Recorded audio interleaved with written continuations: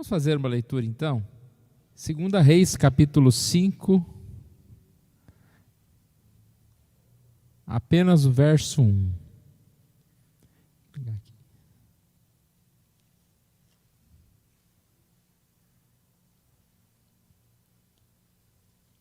Vou fazer essa leitura.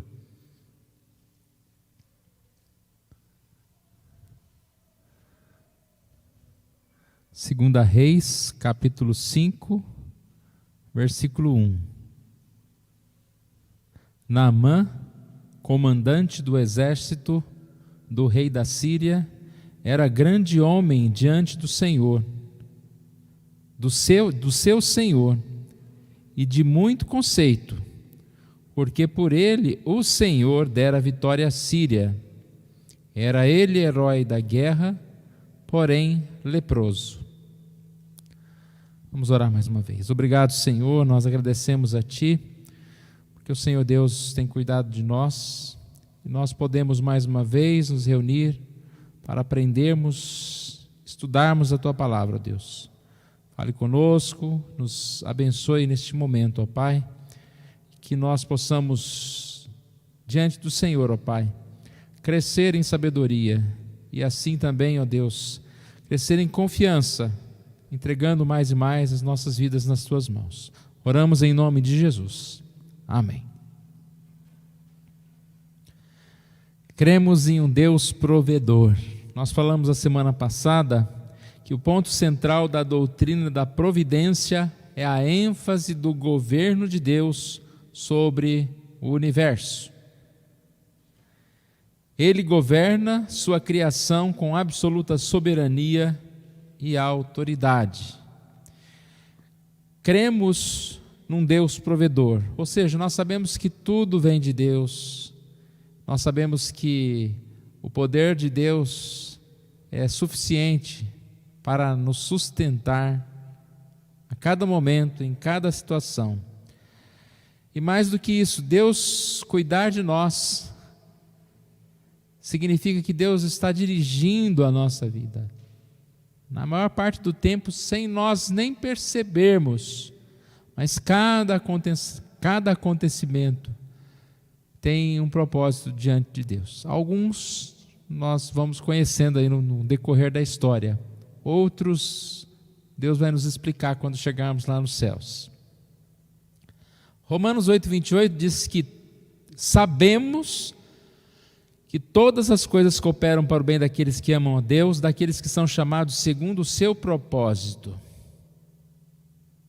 Sabemos? Devemos saber.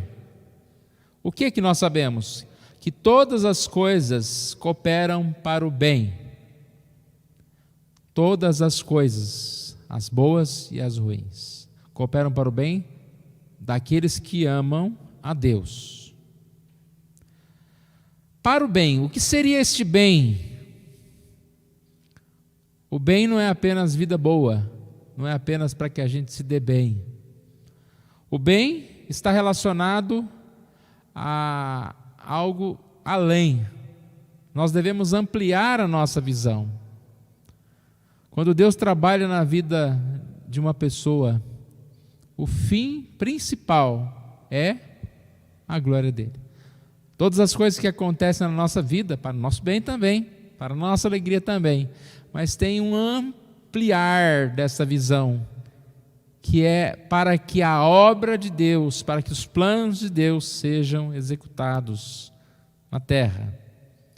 O bem está relacionado com a questão e o propósito de servirmos a Deus. A gente vê isso em vários personagens bíblicos. A gente vê isso em histórias de homens e mulheres, passado, do presente, e Deus a Deus. Enquanto existir terra, enquanto existir mundo, os acontecimentos vão colaborar para a glória do Senhor. Hoje nós vamos pegar esse exemplo de Naamã. Todos acho que já leram pelo menos uma vez essa história. E é interessante como ela é rica de detalhes, demonstrando que Deus cuidou da vida de Naamã, mesmo antes da sua conversão. Há detalhes que mostram que Deus foi direcionando a vida de Naamã, mesmo quando ele tentava ir por um caminho contrário.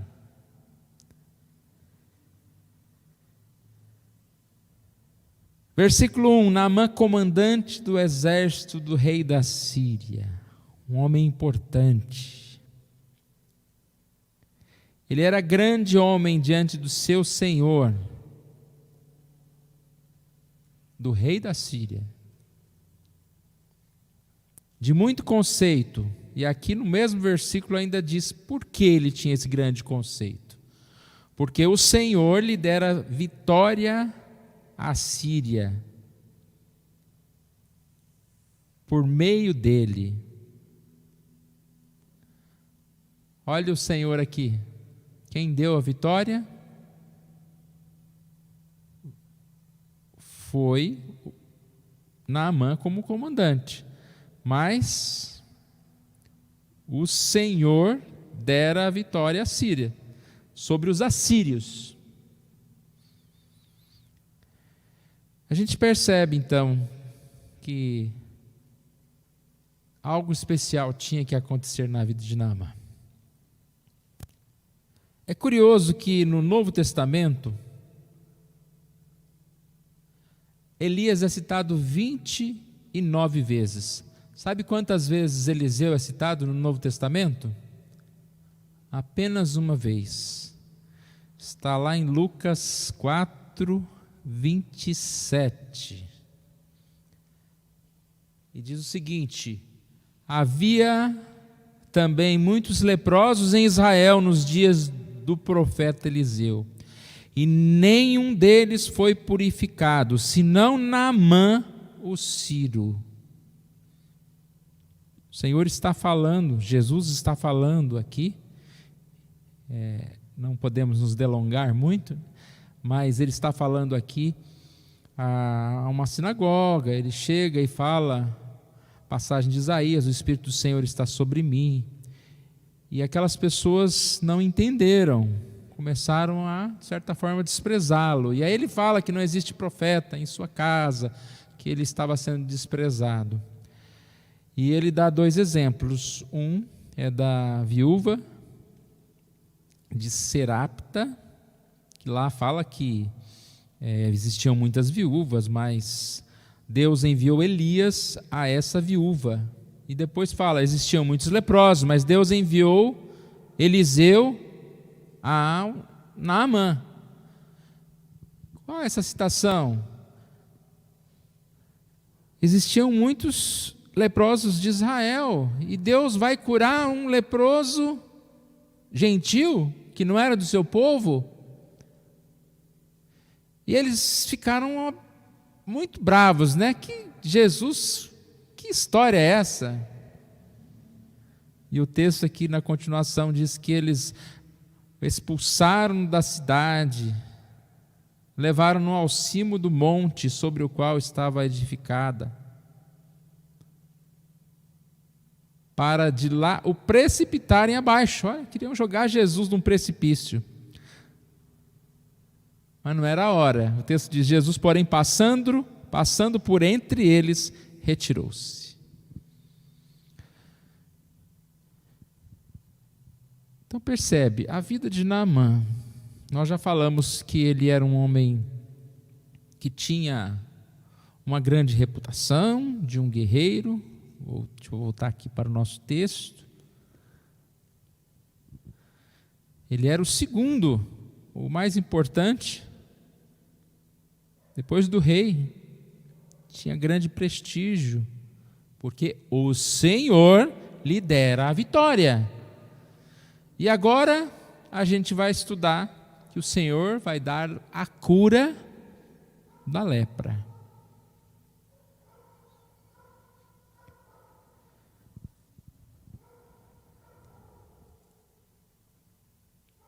Depois de falar todo este conceito de poder, de alguém que tinha grandes atributos, tem uma vírgula e duas palavrinhas no versículo 1. porém leproso. E nós sabemos que isso aqui era suficiente para diminuir muito uma pessoa.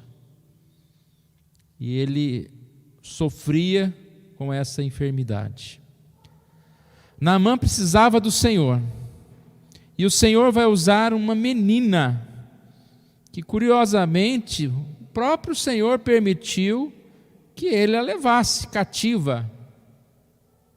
Naamã, então, é um homem, além de guerreiro, é um homem contra o povo, guerreava contra o povo de Deus. E é essa pessoa que Deus quer agir na vida dele, que Deus quer curar, que Deus está abençoando. Mas por que essa menina foi levada cativa? Ela tinha um propósito, ela testemunhou de Deus. Versículo 3, disse ela à sua senhora: tomara o meu senhor estivesse diante do profeta que está em Samaria, ele o restauraria da sua lepra. O testemunho de uma menina escrava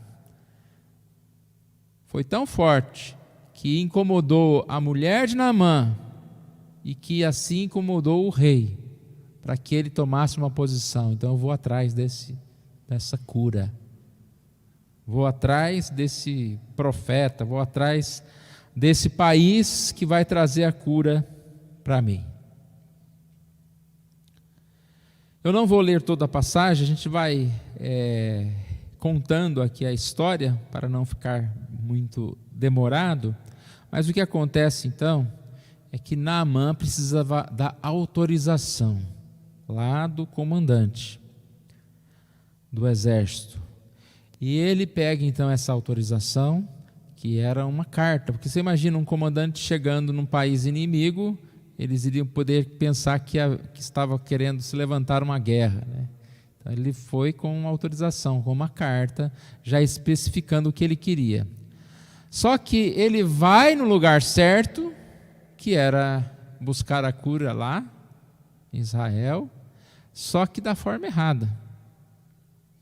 Porque ele vai com essa carta, que é uma ameaça, a gente vai ver daqui a pouquinho, uma ameaça a Israel, é uma exigência, e também ele vai levando dinheiro, muito dinheiro, como se ele pudesse comprar a cura.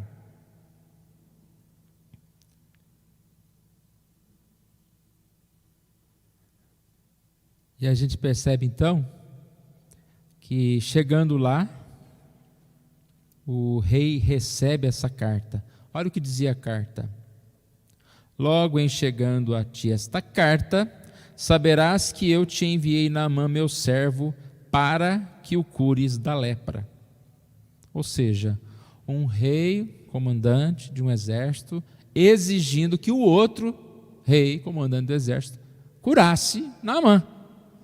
E o que o rei de Israel falou? O rei Jorão.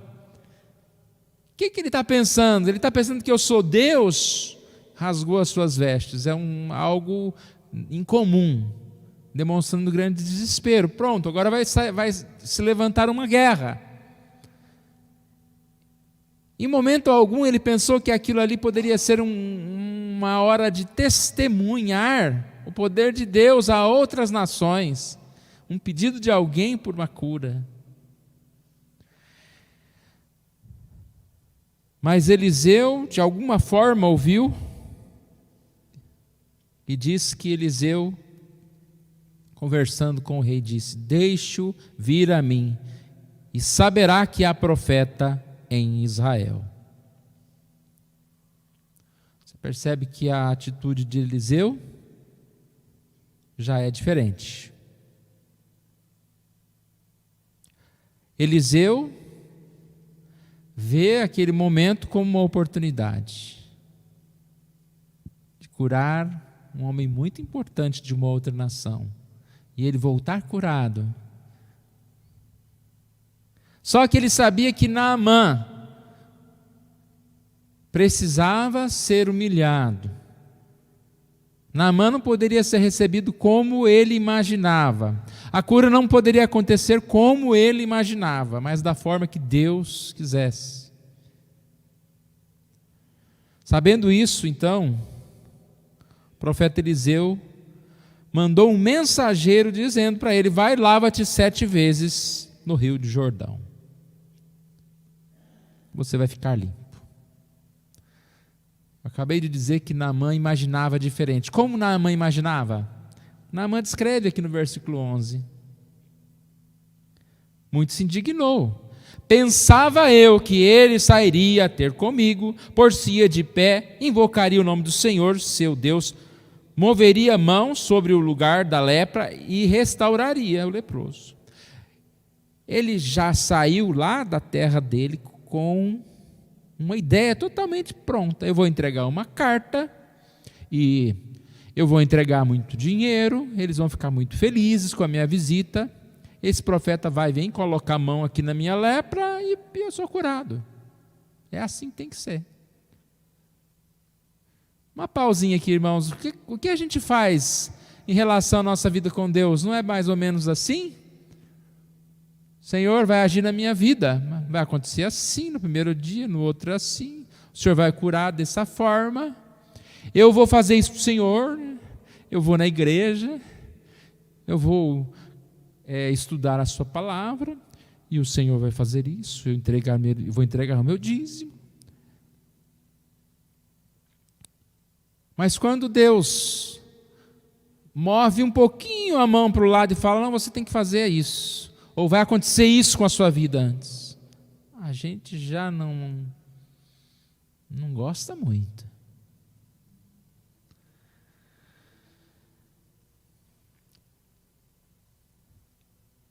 Nessa hora que falou que tinha que entrar na água, que ele achou que absurdo esse negócio de entrar na água, mas já que tem que entrar na água, diz que esse rio Jordão estava a uns 50 quilômetros que ele ainda tem que andar.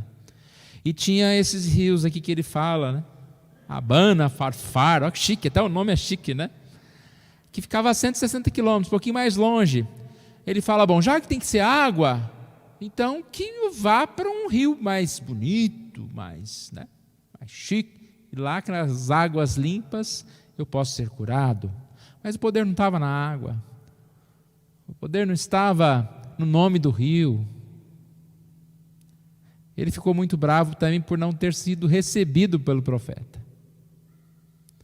Você imagina uma grande autoridade vindo falar com um líder espiritual, e aí ele manda vamos dizer, não que é inferior, mas ele manda o diácono ou uma pessoa dar o recado, né, Zenas?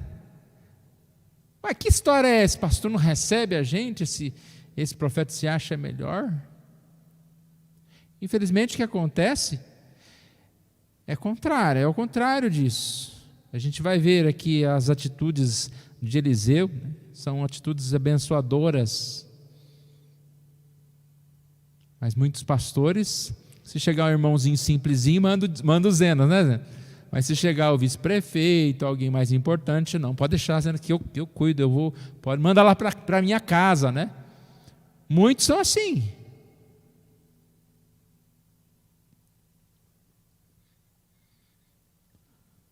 Aqui acontece algo interessante.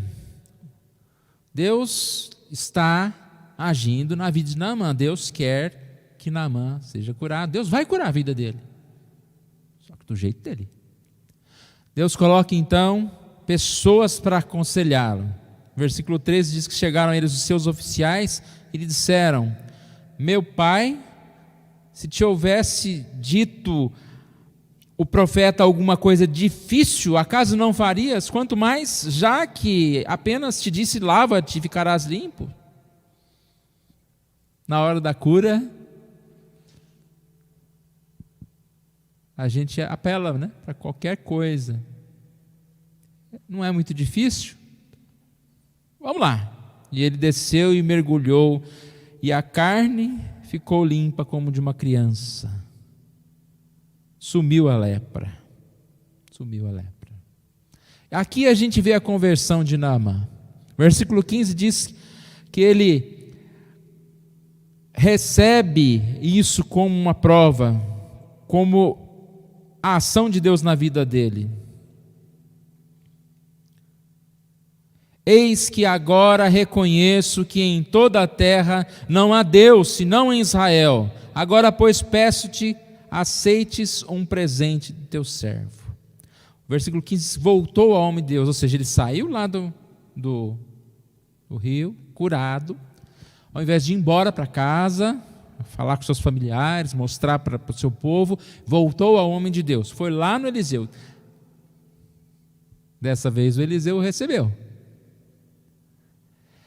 E ele então, primeiro ele dá esse testemunho: agora sim eu conheço que em toda a terra não há Deus senão Israel.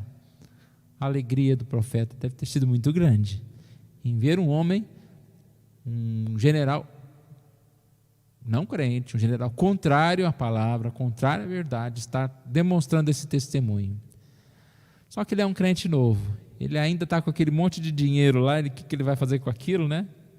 Ele tenta fazer uma doação, e aí ele diz: agora, pois, te peço, aceites um presente do teu servo. Tão certo como vive o Senhor, em cuja presença estou, não aceitarei. Naamã diz: aceites um presente. Eliseu diz: tão certo como vive o Senhor, não o aceitarei. Não preciso nem dar o exemplo do pastor, né? Pastor, o senhor fez uma grande obra na minha vida, eu sou muito rico, agora eu vou dar milhões aqui para essa igreja. Não aceito. Opa. Por que ele não aceitou nesse momento? A gente pode pensar em algumas situações. Primeiro, que poderia ficar mal entendido aí, como se o próprio Eliseu tivesse o poder da cura, e não foi Deus. Depois, poderia também ter um aspecto de compra, mesmo ele já estando curado, mas, porque eu fui generoso, eu dei aquele dinheiro lá, eu fui curado. Poderia haver alguma relação.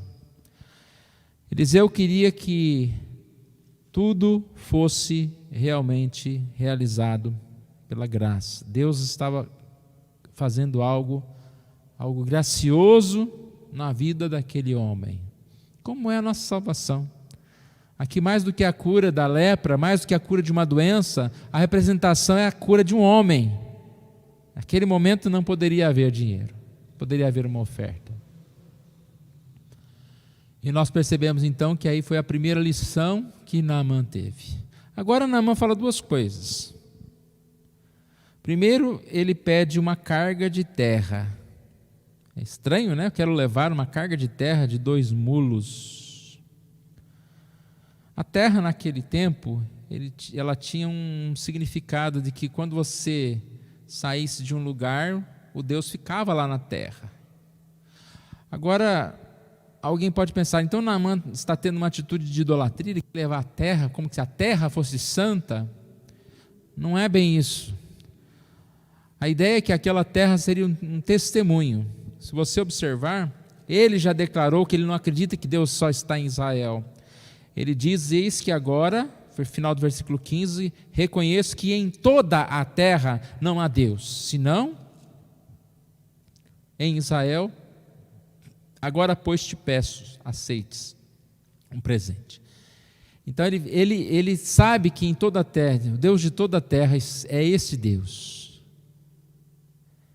E aí ele, levando essa terra para lá, era uma forma dele testemunhar. Quando as pessoas vissem aquela terra, eles poderiam entender que ele estava crendo no Deus de Israel. Uma outra coisa que ele fala aqui é: me perdoe o Senhor a teu servo, quando o meu Senhor entra na casa de Rinom, que era tipo o Deus Baal, para ali adorar. Ele está falando que ele continua acompanhando o governador, o comandante.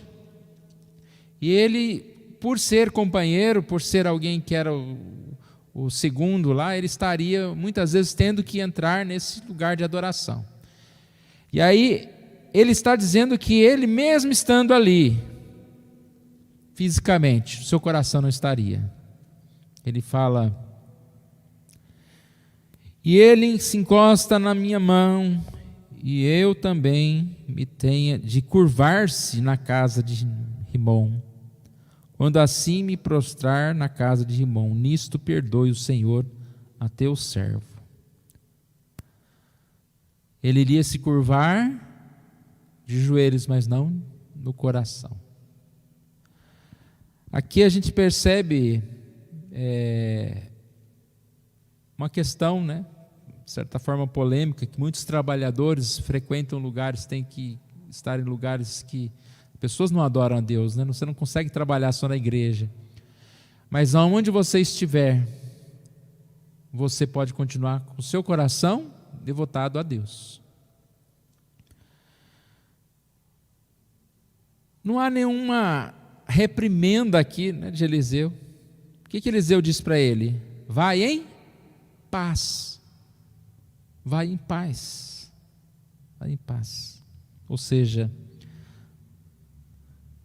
não tem problema você continuar trabalhando, você continuar onde você está.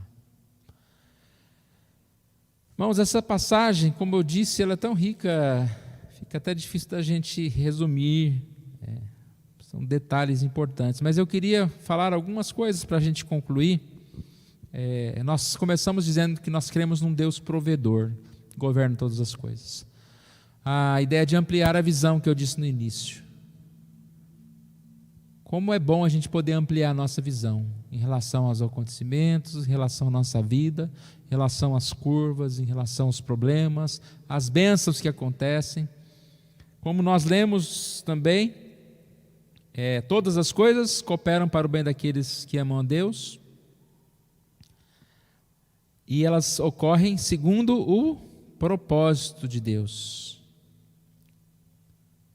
Essa visão é muito importante.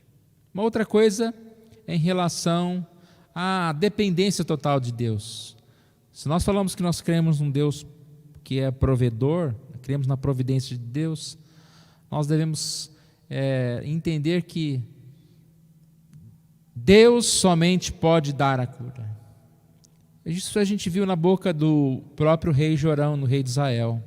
Acaso sou Deus com o poder de tirar a vida ou dá-la? Ele esqueceu que Deus estava lá, o bravo. Mas ele falou uma grande verdade. E quando a gente vê uma necessidade, a gente às vezes age como Naamã. Até pensa que é Deus que vai fazer, né? Mas do jeito que eu imagino. Naamã levou dinheiro, levou uma carta ameaçando, você tem que me curar. Depois, ele não queria banhar-se lá no tal do rio. Deveria ser assim. Senhor, o servo lá, vem até mim, põe a mão e seja curado. Ou seja, irmãos, não é do jeito que a gente imagina, é do jeito que Deus quer. Todas as coisas, e a gente tem tido a experiência disso. Quantas coisas que nós vimos acontecendo e a solução foi tão prática assim, tão diferente do modo que nós pensamos. A gente tem ouvido falar muito nesse tempo, né? Agora a cura só vai acontecer quando tiver uma vacina, na questão do Covid. A cura vai acontecer quando Deus quiser. Se Deus quiser fazer desaparecer do jeito que apareceu, vai desaparecer. Se Deus quiser providenciar uma vacina, vai acontecer. Como Deus quiser. E nós somos submissos à vontade de Deus.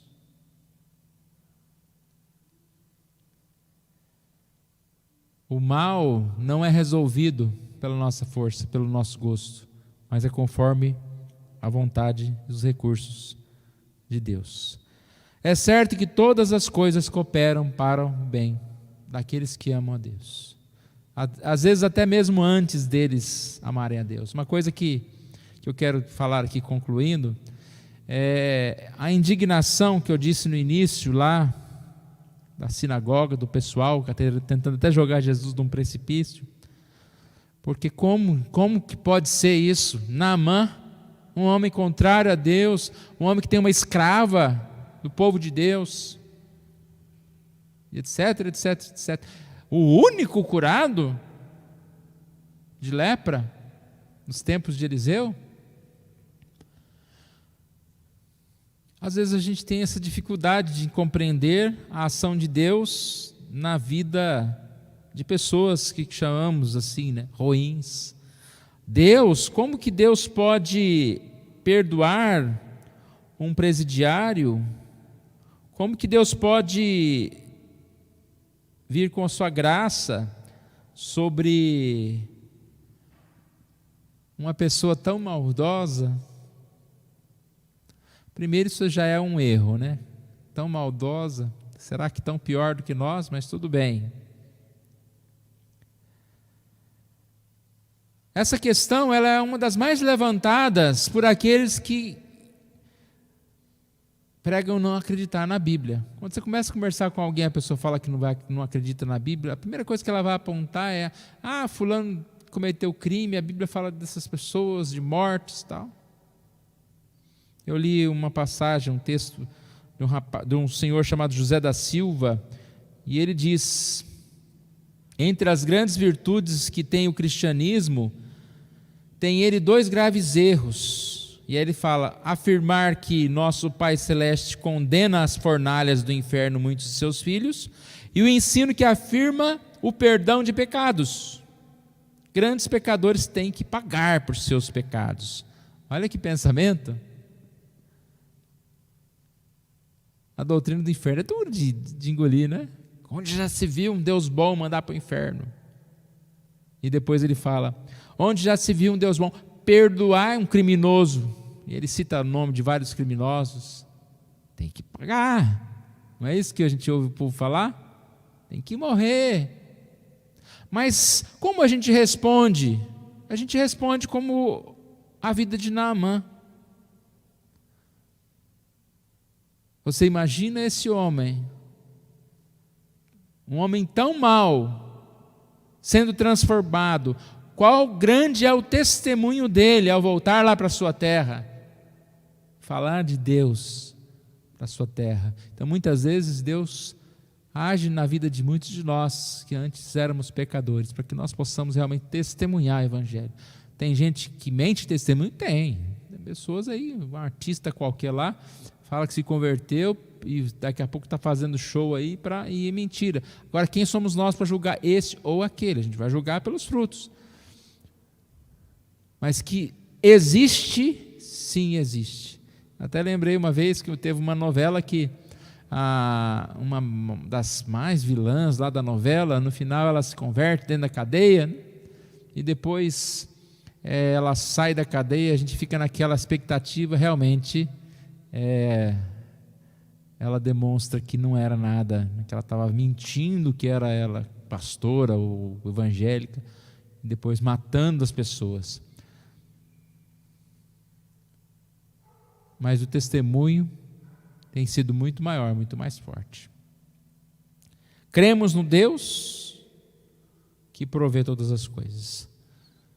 Mais uma vez, a gente vai terminando, que a gente possa pensar nisso, nosso dia a dia, ampliando a nossa visão, lembrando do nosso ministério, do que nós podemos fazer para servir a Deus, aonde Deus nos colocar, os caminhos que Deus nos vai levando, para que a gente possa servir a Deus, testemunhar a palavra de Deus. Vamos orar? Pai querido, nós agradecemos a Ti por esse momento, pela Tua palavra. Que o Senhor Deus nos ajude, nos abençoe, ó Pai, para que possamos, ó Deus, cada dia compreender a vontade do Senhor nas nossas vidas.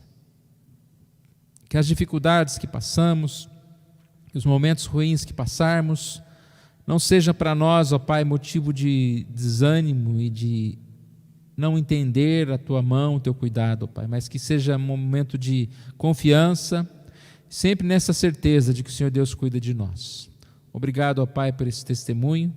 Obrigado, Pai, pelas nossas vidas, por esse momento. Nós oramos em nome de Jesus.